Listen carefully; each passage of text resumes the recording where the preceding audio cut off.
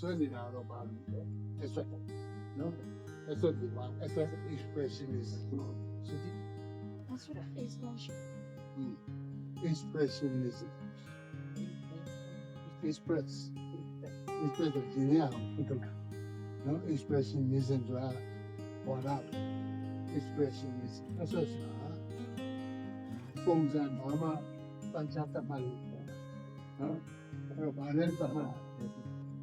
ဆွဲတဲ့ artist နဲ့အနားရဲ့သူဒါမှအကုန်လုံးနော်အဲ့ဒါအနားရဲ့သူက creator လို့ခေါ်တယ်အနီးရဲ့သူက creator လို့ခေါ်တယ်နော်အဲ့ဆို expressionism so That's what expression is.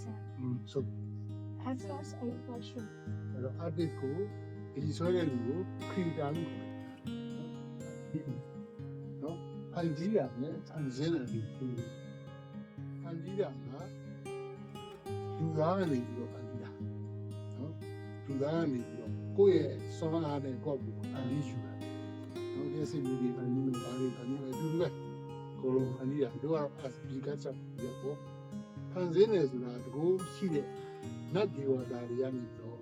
ဖြစ်စေပြီးပါတယ်လုပ်တဲ့ဖန်ဆင်းတာ